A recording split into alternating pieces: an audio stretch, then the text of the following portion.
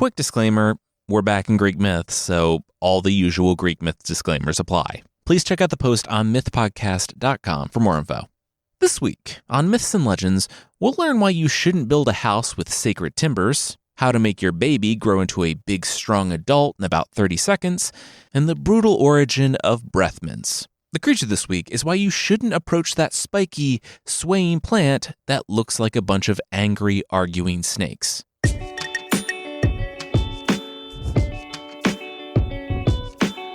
This is Myths and Legends, episode 372, Things as They Are. This is a podcast where we tell stories from mythology and folklore. Some are incredibly popular stories you might think you know, but with surprising origins, and others are tales that might be new to you, but are definitely worth a listen. This is the 7th part of our increasingly inaccurately named monthly series on the Olympians from Greek myth. Today, it's Demeter, one of Zeus's sisters, who has been around for it all. We'll jump in at the very beginning, at the origin of the cosmos, and we'll see how pretty much everything has a very rough start.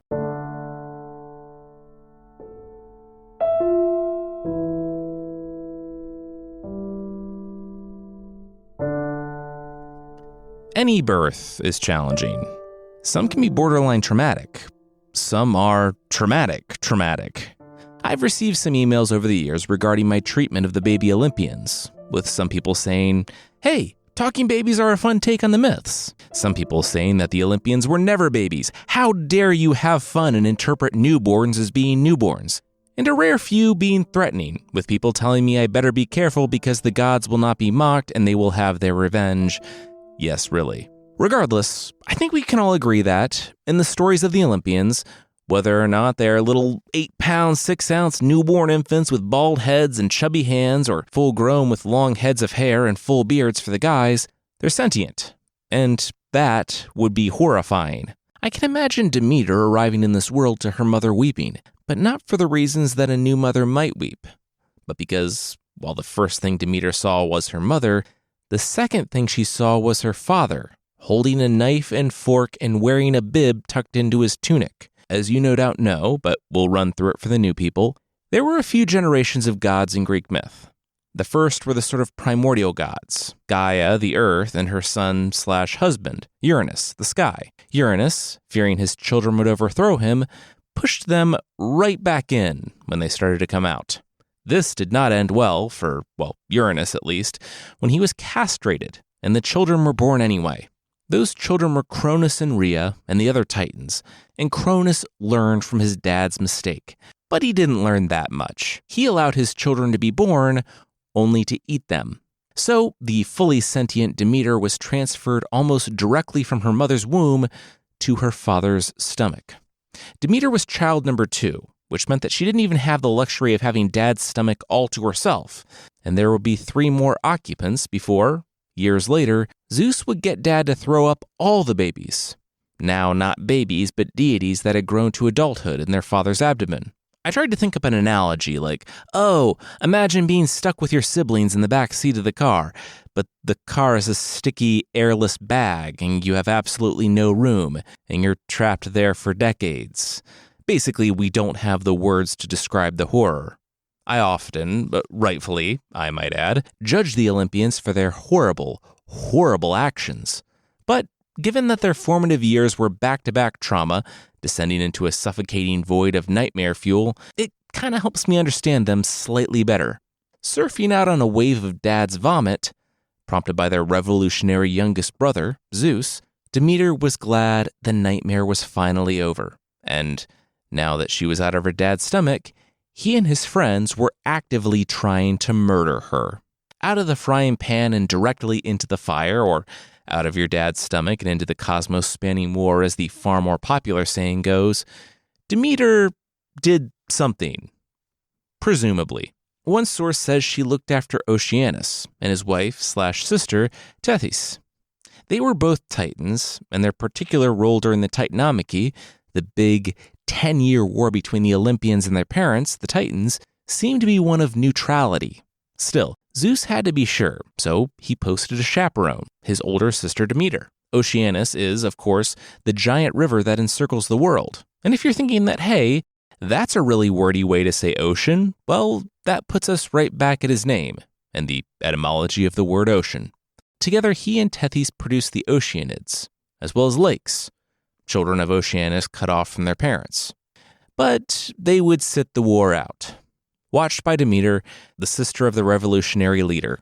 I imagine that it was a pretty chill job, with Demeter sitting around playing cards with the pair, like the federal agents with that informant from The Godfather Part 2. I'm putting Demeter last among the big six Olympians because, one, someone recently requested an episode on her, and I thought it sounded fun, and two, she wasn't actively involved in the war, so when it was won and she was recalled to Olympus, the new mountain capital of the Olympians, she might have been the last to know that she was, in fact, an Olympian. And as an Olympian, she was arguably one of the most powerful, at least where humans were concerned. Demeter assumed her role of goddess of agriculture and the harvest, both of which were extremely important to a budding agrarian society. That was not a budding agrarian society quite yet. We'll get to it. So she had a lot of worshippers. She was also associated with sacred law and divine order, which might help to explain her new boyfriend. He was a bit younger than her, but he was full of passion and life. Long, flowing hair and chiseled features aside, he was the man in charge of everything. He was Zeus, her younger brother. And yeah, it's gross and weird, and it probably doesn't help to know that it gets both grosser and weirder, so stay tuned. Maybe they were in love. I'm cynical when it comes to Zeus, so I feel like he's just with her so he can solidify his power base, an ally with the goddess of sacred law and order, until he's so strong that no one can oppose him. Regardless, they broke up, which isn't a spoiler, but not before Zeus left Demeter with the only thing she ever truly loved, Cora.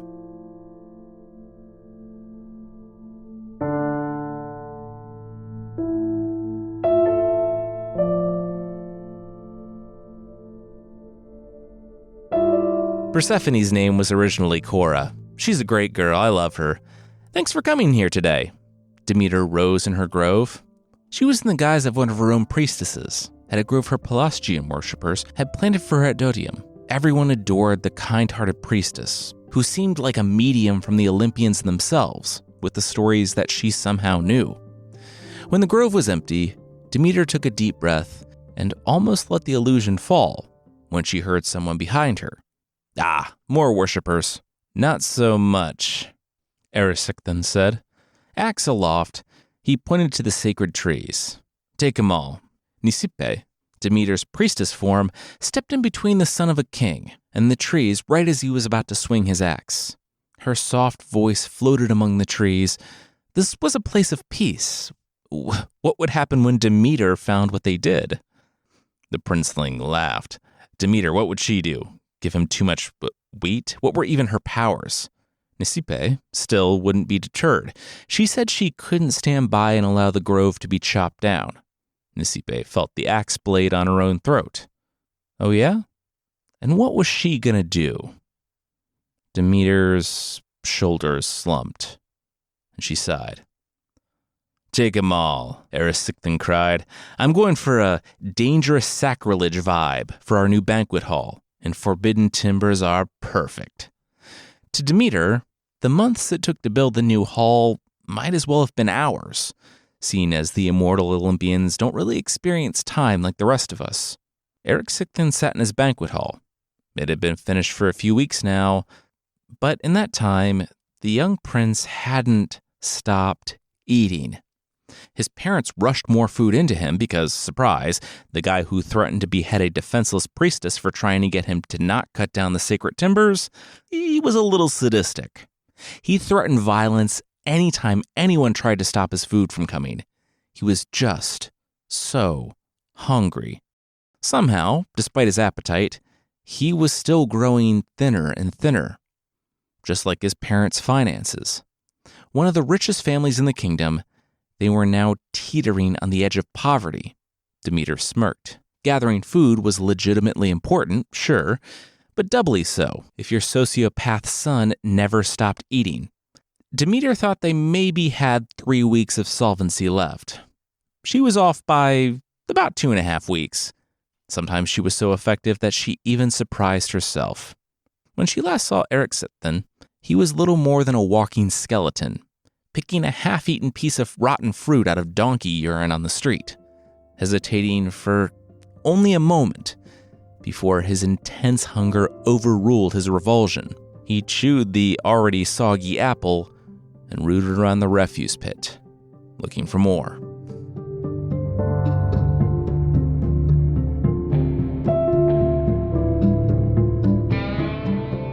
Hecate sat up in bed. Did anyone else hear that?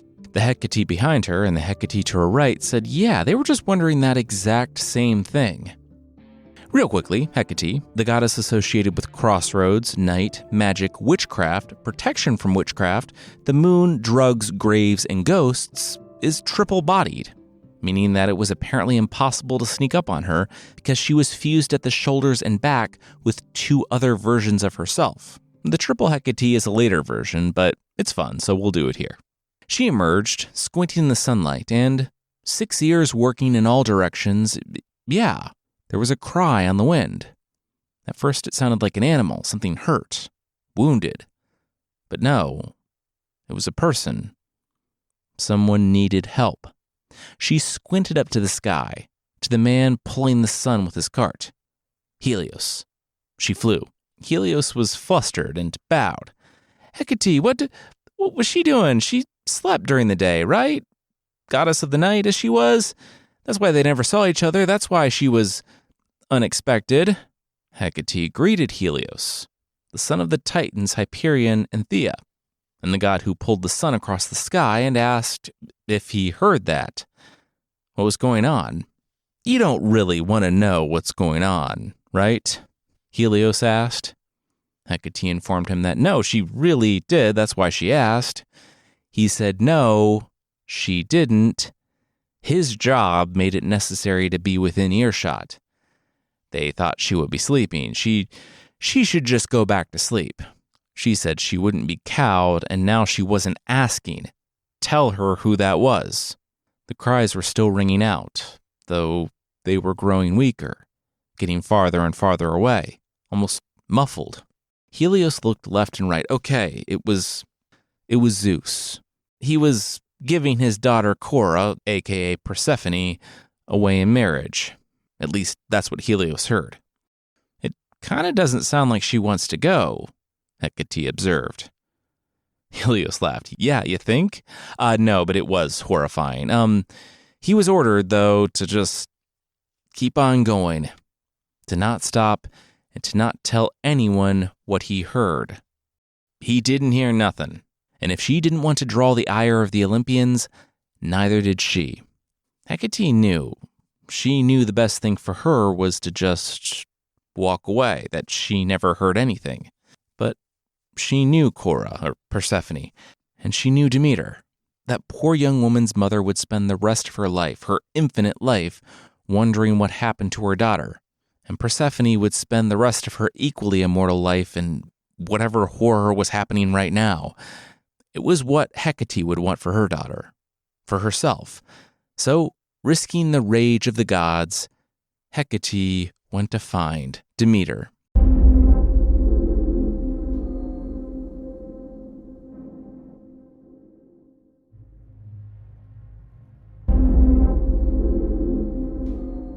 We'll see the hunt for Persephone, but that will be right after this.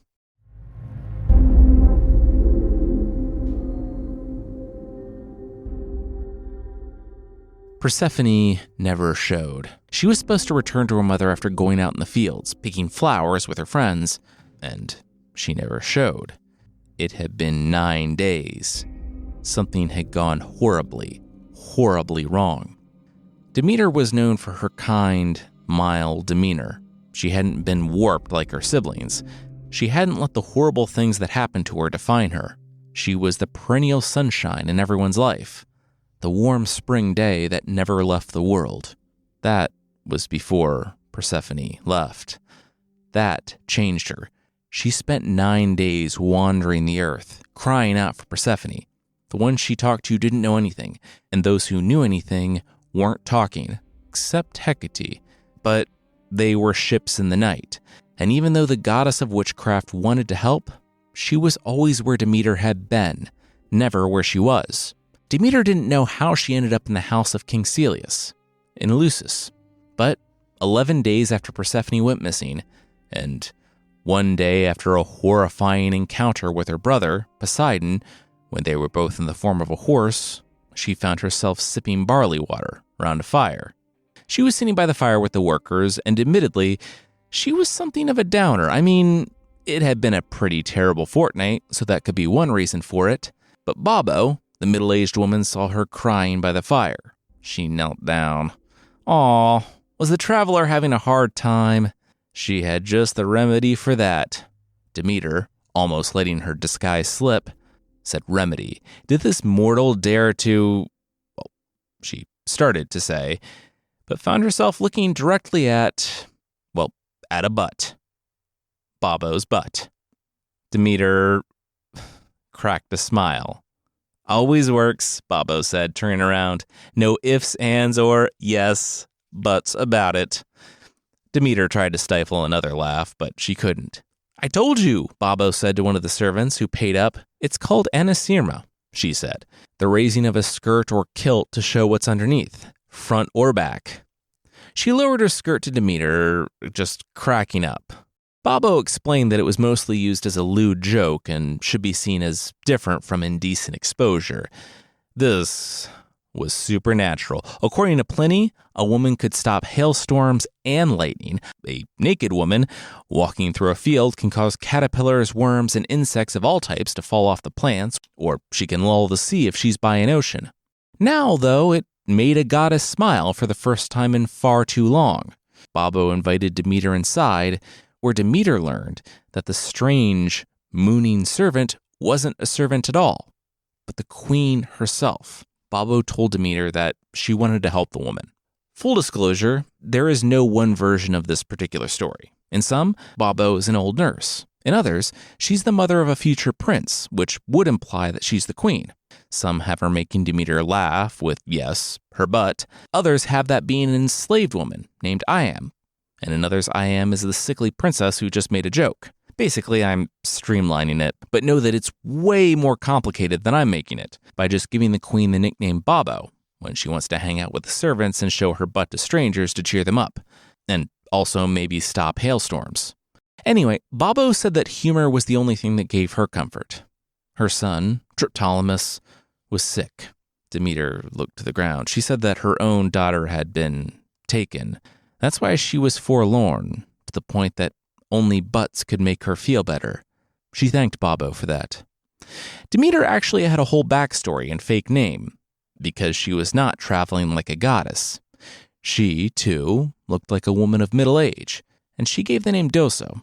She said she had come from Crete, and she and her daughter had been abducted on the beach by pirates. She was put to work. She knew nothing of her daughter.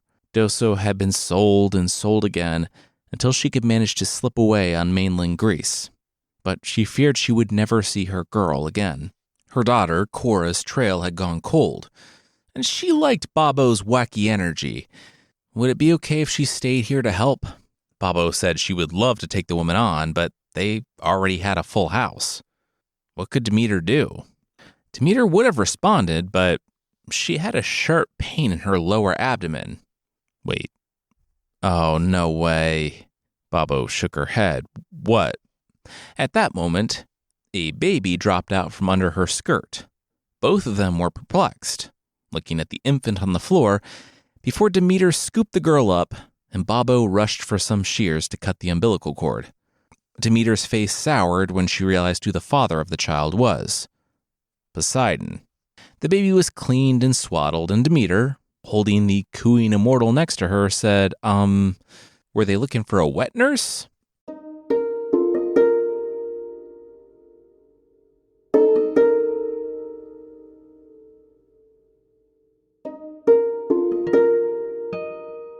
Demeter, aka Doso, held the baby to her chest. All right, she warned the infant, it's gonna get weird. She had been putting off her role as wet nurse because, well, she knew what would happen if she did her job. What was, in fact, about to happen. The baby not her child could take it. This was Triptolemus, who, despite the best medicine the ancient world had to offer, was still tragically halfway to Hades himself. That wasn't what would happen today, though. The baby latched. Mendoso, aka Demeter, sat back. Triptolemus began drinking, and Demeter knew she had to be careful, couldn't let him get too much. Turned out it was easy to not let him get too much. Giant, hairy legs and arms shot out from the swaddling cloth. The area above the boy's lips sprouted first fuzzy, downy hair, and then thick black hair, until, eyes widening among the flowing head hair and full beard, the completely grown Triptolemus dropped from Demeter's arms and hit the floor. What the? The young man looked left and right. What happened? Where was he? Why was he suckling on? What is going on? I told you things were going to get weird, but you probably don't remember that because you were a baby. It was about 40 seconds ago. Demeter smiled. They grow up so fast. Wiping the milk from the corners of his mouth, Triptolemus, a towering 5'8", staggered from the room, a healthy man. You're welcome. Demeter shook her head. Some people. She sighed and, face illuminated by the fire, she pulled out a poker and began to move the logs. She took up her second charge, little Demephon, Triptolemus's younger brother and another prince. So before this kicks off, a very obvious don't try this at home. There are some versions of the Achilles myth where he is dropped in the river Styx for immortality, and the reason why his heels are his weak spot is because his mother had to hold him somewhere. Most myths, though, have him being, lightly roasted. Children, in the hands of a capable mortal, can be given immortality by fire, and that was what Demeter was doing to the youngest prince, Demephon. Unfortunately, she was not a great multitasker. You never think that when you're holding a baby over fire, roasting them, that they'll come to harm. Of course, you probably shouldn't have just aged the baby's brother 20 years with a few gulps of breast milk. The door flew open, and Babo demanded to know why her son was almost as old as she was now and what was Demeter doing. Demeter wasn't fearful of anything. She did not, however, like jump scares or surprises. And, she bobbled Babo's baby. Like we talked about last week, limited or incomplete immortality is not, in fact, immortality at all. It's just regular mortality.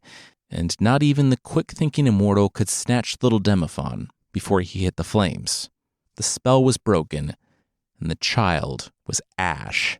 Babo was ashen-faced as Demeter realized that she needed to get control of this situation. Her disguise as Doso melted away, and Babo was left with Demeter, an Olympian, in all of her glory.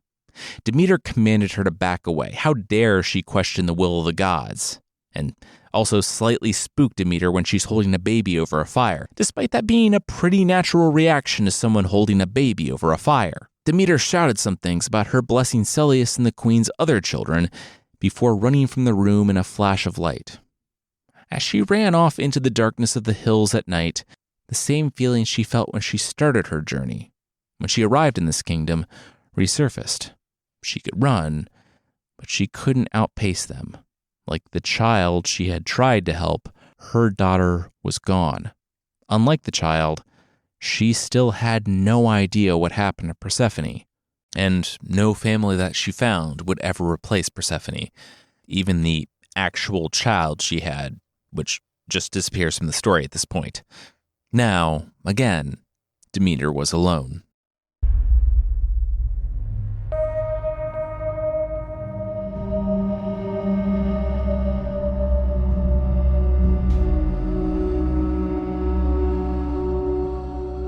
Demeter did make good on her promise to bless Babo's children. Triptolemus would be special. Currently, on the Earth, people didn't farm. They didn't know you could take the seeds, put them in the ground, cultivate them and all that. If you're wondering how you get to kingdoms and cities before having the agriculture to support that sort of population, well, we just had godly breast milk turn a baby into a full-grown man in under a minute. You might be focusing on the wrong things here. Back to Triptolemus, though. He was going to be Demeter's messenger to the world, telling everyone about the wonders of farming. And so he traveled to all sorts of cities after Demeter's education, but it wasn't long before he was back. And he was back because he had news. Hecate, all three of them, had been searching the world over for Demeter, and Hecate had found her messenger.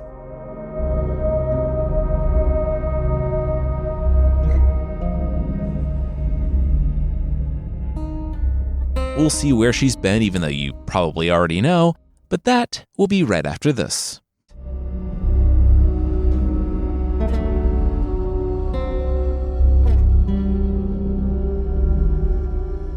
What did you do? Demeter strode up to Olympus, double-headed axe in hand.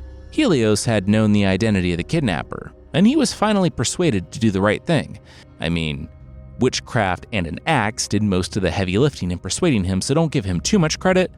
But he named names, mainly those of Zeus and Hades, Demeter's younger brothers. "You're disgusting," Demeter spat at Zeus. "You're gonna have to be way more specific," Zeus laughed, but then he saw his ex with the axe wasn't in the mood for jokes. The edges of Zeus's mustache drooped to rejoin his beard, and he said that he was a father. He did what fathers do. "She was abducted. All the earth heard her cry out, and when I confronted him, he said you gave him the go-ahead." Demeter spun the axe. "She was my daughter to give away in marriage to whomever I wanted. I'm a good dad." Zeus thought about it. He might be evil, but he wasn't delusional, and he wasn't going to lie to the only person he really loved, himself. "I'm a dad," Zeus corrected. Demeter said, but him, Hades, he's so... "Oh, what? Would you rather she goes to Poseidon or me?" "Ugh, Demeter, you're the gross one now. How does it feel?" "Why does she have to marry any of her uncles?" Demeter's axe flew to the ground, getting lodged in the marble of Olympus. She could see that Zeus legitimately never considered that. "Hades had come out of the ground and found me on Olympus. Hades is a little inexperienced. Not a whole lot of ladies down there. Not a lot of gentlemen either. Just shades. Not even sure if you can date a shade. Might have to try that out. Anyway, I digress. He came to me because he was in love with the girl with trim ankles." "Ankles," Demeter grimaced. "Oh yeah," Zeus smirked. "He's an ankles guy. No judgments, everybody's got something. I have many somethings, as you know. Anyway, her trim ankles, or delicate, as some public domain translations say, really pulled our boy out of the ground." "So you gave her away?" Zeus held up his hands. He did no such thing. He anticipated this conversation, so he made no official ruling, so Demeter couldn't be mad at him. That ended up with Hades feeling emboldened to pull her underground, well, that had nothing to do with him. "So why didn't you tell him no?" Demeter asked Zeus. Zeus said that Hades was Zeus's older brother, and also Hades smelled like dead people, and Zeus wanted him off Olympus before the stench took root. "Hades is a good kid, though. He'll treat our girl right." Okay, no, a relationship that begins with kidnapping, that's not treating our girl right. Make him give her back, Demeter demanded. Zeus looked at her. No. No? Nope. Don't want to. Not gonna. You can't make me.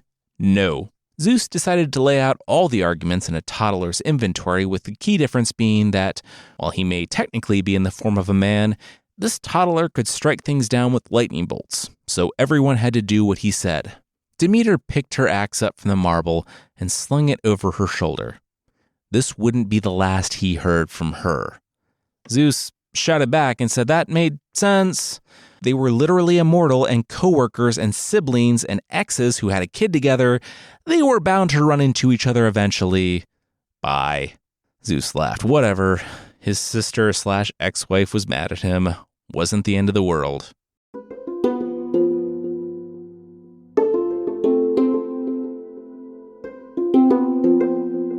Zeus watched the man collapse on the road. Parents weeping because they couldn't feed their children. Everyone really got into agriculture in a big way, and, well, it was backfiring hard. It was kinda the end of the world. Demeter had powers Zeus couldn't even begin to understand, despite them being kind of obvious if you think about it. The goddess of the harvest and agriculture could cause the harvest to not yield anything. She could also command the trees not to bear fruit, the fields not to provide grain, and the vines to keep their grapes. And humanity was starving. I mean, you could just start over, Hermes gestured. No, that means she wins. Sure, I could just kill them all, and you know I have zero problems with that. I kind of like it, but I only like it on my terms. No, Iris, Zeus shouted, calling over Iris, the messenger of the Olympians, who arrived in a flutter of rainbow. Deliver a message, Zeus commanded. Iris nodded. Demeter, what the heck? Cut it out. Gosh, I hate you. Stop being so uncool. Stop it. Now, love Zeus, dictated but not read. He waved Iris away and resumed seething. She was back in barely a moment because, well, the message was bounced back. Off the door to Demeter's cave hideaway in Eleusis. She refused delivery. She wouldn't hear Zeus. She has to hear me. Zeus stomped his sandals, but everyone looked to everyone else. She kinda didn't? Okay, can't I just thunderbolt her then? Hermes said sure, but did he know how to speak Ent or whatever got the trees to flower and produce fruit? Zeus said that he did not. So what were they going to do? And extinction is not an option. Again, Hermes shrugged. It kinda seemed like a checkmate here. Demeter got him. Hermes would go talk to Hades.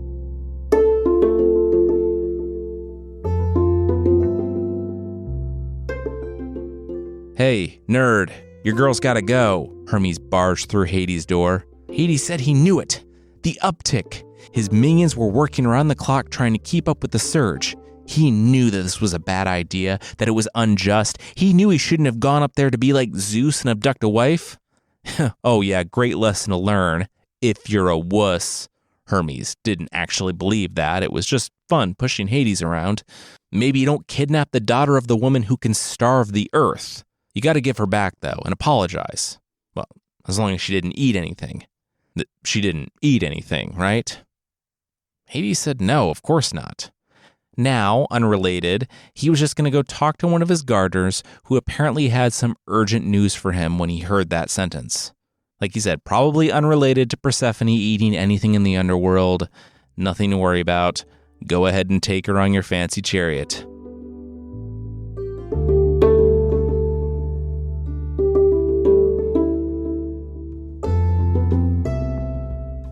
It was Persephone's homecoming on Olympus. The trees all around the world were coming into bloom. A massive famine was still taking place because food doesn't just grow instantly. Everyone starving to death could take solace that next year's harvest would be amazing, though. But now, Persephone was home. Demeter's long quest to bring her back was over. As Hermes' chariot pulled up, Demeter saw the beautiful face of her daughter and the stowaway, a man clinging to the back of the chariot. A gardener. The man hit the marble of Olympus and rolled before righting himself and throwing himself in between mother and daughter. I bear witness! Ascalaphus screeched, waving his arms frantically, and then... Wow, oh my gosh, the air smelled so nice up here. And that was the sun? That's amazing. It's gotta be way easier to be a gardener up here than the literal underworld. Zeus's threat crackled in his hand as he told the man to bear witness to whatever he was going to say, or Zeus would send him back to the underworld one way or another. The man pointed over his shoulder to Persephone and then turned to face her. She ate something. Hades thought she didn't, but she ate a few pomegranate seeds. And he was telling. Demeter's face grew grim. No. Persephone asked what? It was just a few seeds. She was hungry. Demeter sighed. It was enough for her to have to stay in the underworld. Around the world, trees began to wither. Zeus leapt to his feet in protest, but Persephone had an idea. She was up there now, though, right? What if she stayed only part of the year? That was the deal, right? That she couldn't be up here permanently. Demeter let it all soak in. It made sense, she guessed. Zeus shrugged. Yeah, that tracked. She would be Persephone, the queen of Tartarus, Can everything please go back to normal now? So Persephone would return to the underworld for 3 months out of the year to spend time with her not at all consensual husband, Hades. During that time, thinking about what her daughter was going through and having to spend time in that place with him, Demeter couldn't bring herself to allow things to grow on Earth, for things to be beautiful and green. This new event happened that was called winter. It was cold and dismal, but they were in central Greece, so for them it really wasn't even that bad. The years went by like this, and even though Demeter hated missing her daughter and hated that her brothers could just act unilaterally to take whatever mattered most to her, she and Demeter could live with this situation. But then, a new problem. Hades. Well, it turns out that Hades had an ex-girlfriend.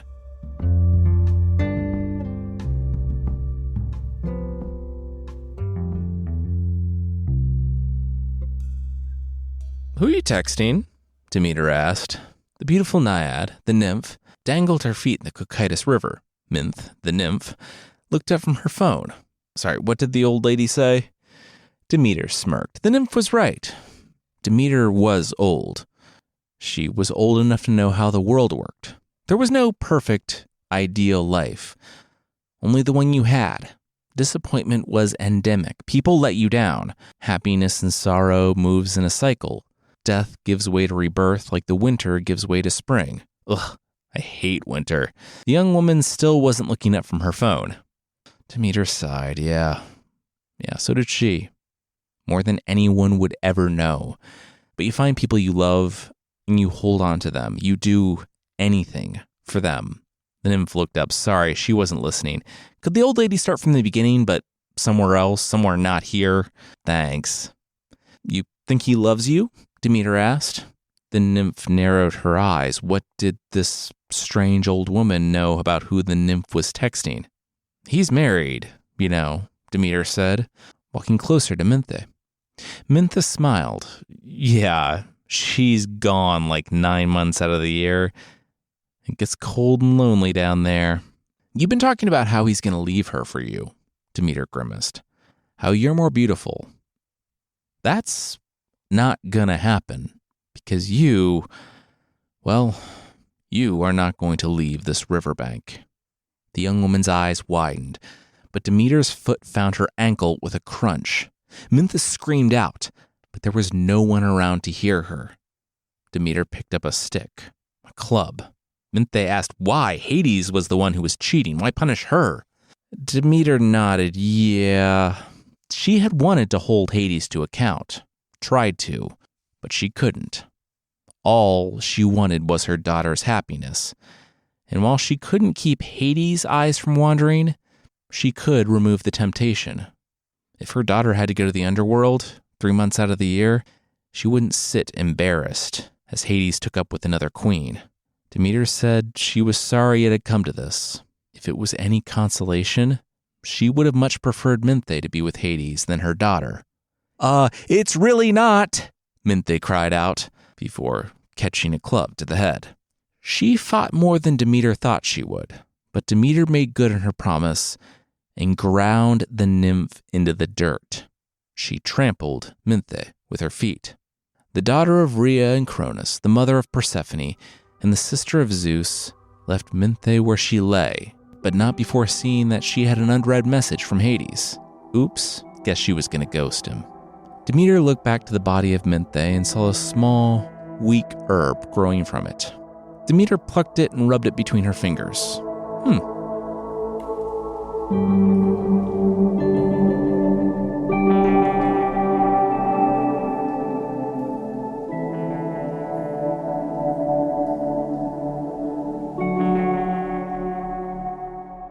Yeah, nice of you to show, Zeus said at the meeting of the Olympians. The round forum at the peak of Olympus, where everyone sat on their thrones. And then Zeus sniffed the air. That's nice. Fresh, vibrant scent. Where'd she come up with that? Demeter said that she had to take care of a problem. Something for her daughter. It was settled, though, now. Oh, okay, I don't care, actually.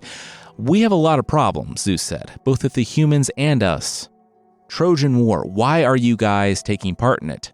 He was reminded about the episode with his other daughter, Eris, where she threw a golden apple at a wedding to which she hadn't been invited and sparked a massive, world-spanning war.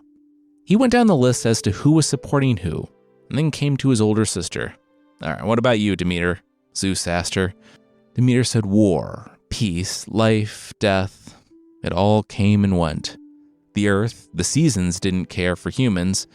They were here before humans. They will be here after humans. It wasn't good. It wasn't bad. It just was. Okay, crushing nihilism, cool. I'll put you down as neutral.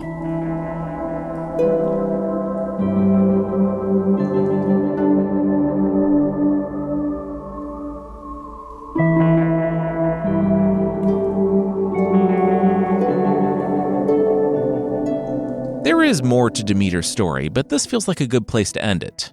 Mainly because this episode's long already, but also because it never really ends.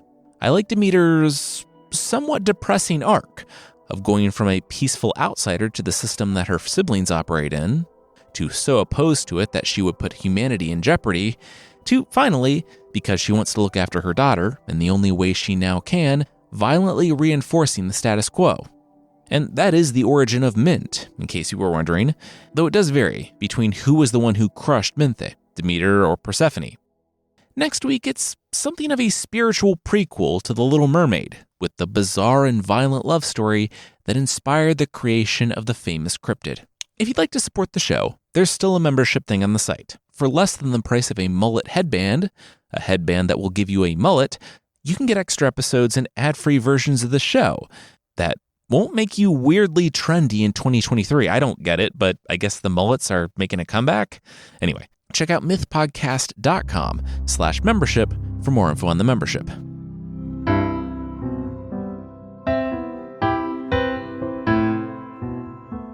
The creature this time is the Ya-Te-Veo, from the folklore of people who have traveled Central and South America in the 1800s. From poison ivy to hemlock to broccoli's horrible taste, toxic plants aren't anything new. But what if a plant took it one step further? Well, even plants that consume things aren't all that notable, what with Venus flytraps and pitcher plants. But what if a plant wasn't content with hunting insects? What if a plant wanted people? First cataloged in an 1874 book containing unspecified sources saying that they saw this plant, the Ya-Te-Veo, alternatively called the Brazilian devil tree, the Brazilian monkey trap tree, the Mexican snake tree, and the Nicaraguan dog-devouring tree, the tree looks like, quote, many huge serpents in angry discussion, as serpents do. If you chance upon a tree that looks like angry snakes swaying back and forth, I can't think of a possible reason to get close enough to that thing for it to touch you. That being said, if you do, it's already too late. It's very poisonous, it's covered in vicious spines to the point that it's been compared to the equally mythical medieval torture device, the Iron Maiden, and, well, according to the first reports of this plant, it is, quote, a gore-loving creature, and it will wring you out like an old dish rag, drinking up your blood. The creature will toss the dry human carcasses to the side, so even more reason to avoid this plant. The giant swaying plant that looks like pointy snakes surrounded by desiccated corpses. The plant is known to Spanish speakers as Ya-Te-Veo, which translates to, I already see you. Not sure how that applies, given that the tree doesn't really have eyes. One place says its hissing sound sounds like the Spanish phrase, but to me, that makes even less sense. I'm not sure how that would really sound. The original writing about this plant remarks that it's pretty amazing that the field of botany had completely missed the Ya-Te-Veo, when so many trustworthy European and American explorers had seen it firsthand. Yes, a truly puzzling question.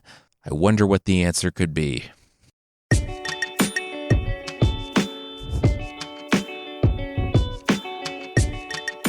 That's it for this time. Myths and Legends is by Jason and Carissa Weiser. Our theme song is by Broke for Free, and the Creature of the Week music is by Steve Combs. There are links to even more of the music we used in the show notes. Thank you so much for listening, and we'll see you next time.